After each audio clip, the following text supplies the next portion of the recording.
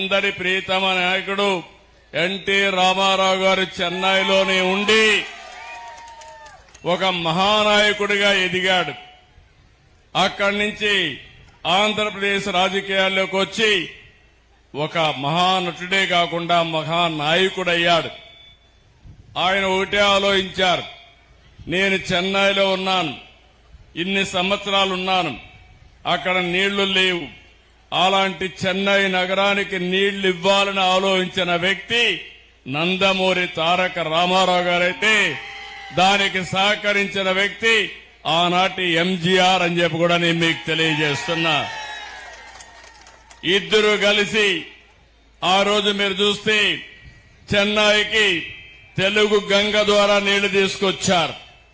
ఇంకో పక్క తమిళ ప్రజలంటే క్రమశిక్షణ, పట్టుదల, కష్టపడే మనస్తత్వం, తెలివితేటలు, ఇదే తమిళ సోదరుల యొక్క సక్సెస్ సీక్రెట్. ఏ రంగం చూసినా, ఏ దేశంలో చూసినా ఒకప్పుడు తమిళులే ఉండేవాళ్లు. ఆ రోజు దక్షిణ భారతదేశంలో ఉండే ద్రవిడులంటే గౌరవం ఉండేదని చెప్పి కూడా నేను మీకు తెలియజేస్తున్నా. ఎన్నో పరిశ్రమలకు నాంది. ఇక్కడే మంత్రిగా పనిచేశాడు నాగేంద్ర గారు, జయలలిత గారి కేబినెట్ లో అనేక పరిశ్రమలు తీసుకొచ్చాడు. నేను అదే గుర్తు చేశాను.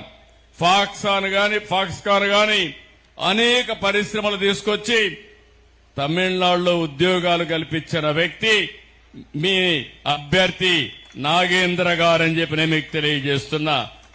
ఇదే కాదు, ఒక నాగరికత, ప్రాచీన నాగరికత, ఎన్నో దాడులు జరిగాయి, తిప్పికొట్టారు, తట్టుకున్నారు. అంతేకాకుండా ఎంతో మంది పుణ్య పురుషులు జన్మించిన గడ్డ, పుణ్య భూమి ఈ తమిళనాడు అని చెప్పి కూడా నేను మీకు తెలియజేస్తున్నా. కన్నగి, తిరువళ్ళూర్, తిరువళ్ళవార్, కంబన్, సుబ్రహ్మణ్య భారతి, సివి రామన్, సర్వేపల్లి రాధాకృష్ణన్, శ్రీనివాస రామానుజన్, అబ్దుల్ కలాం కూడా ఈ రాష్ట్రం నుంచే వచ్చాడు. స్వామినాథన్ అగ్రికల్చర్ రెవల్యూషన్ తీసుకొచ్చాడు. ఈ కాన్స్టిట్యున్సీ నుంచే కామరాజన్ నాడర్ కూడా ఇక్కడి నుంచే వచ్చి దేశ రాజకీయాల్లో చక్రం తిప్పాడు. అవునా కాదా మీరు ఒక్కసారి గుర్తుపెట్టుకోవాలి. అంతేకాదు, కట్టబొమ్మ వీర పాండ్యన్ కూడా ఇక్కడ వచ్చి బ్రిటిష్ వాళ్ళ పీరియడ్ లో నువ్వెవడరా రావడానికి, నువ్వెవడరా ట్యాక్స్ అడగడానికి అని చెప్పి తిరుగుబాటు చేసిన స్వాతంత్ర పోరాట యోధుడు వీర పాండ్యన్. మన నాయకుడు ఎన్టీ రామారావు గారు ఒక సినిమా తీస్తే అందులో ఆయన క్యారెక్టర్ను కూడా తీసుకునే పరిస్థితికి వచ్చారు. ఇంకో పక్క ఎన్నో ప్రాచీన ఆలయాలు, సాంస్కృతిక ప్రదేశాలు, మంచి టూరిజం సెంటర్స్ కూడా ఉన్నాయి. తంజావూర్, తిరుచిరాపల్లి, చిదంబరం, మదురై, కంచి, రామేశ్వరం, ఇంకో పక్క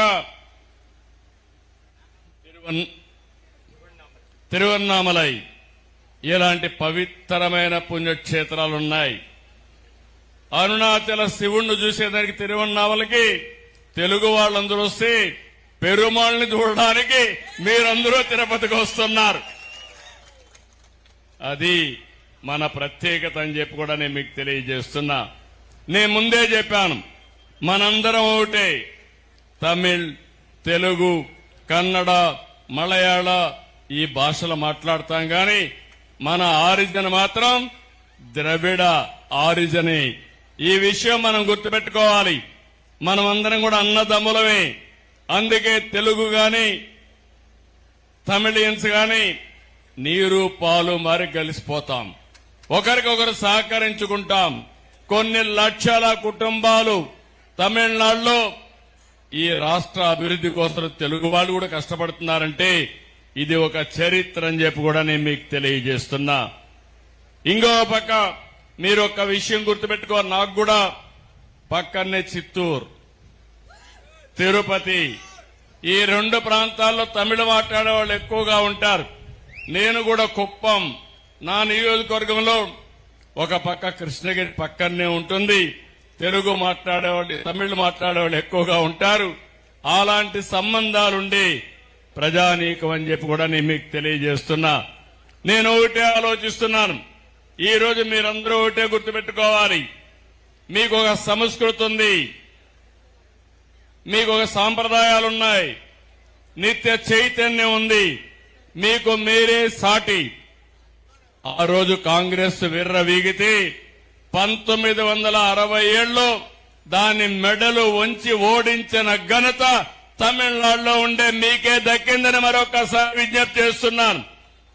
అప్పుడు కాంగ్రెస్ కు వ్యతిరేకంగా పుట్టిన డిఎంకే పార్టీ ఈరోజు కాంగ్రెస్ తోనే జట్టుగట్టే పరిస్థితి వచ్చింది. నేను ఒకటే మిమ్మల్ని అడిగేది, ఈ రాష్ట్ర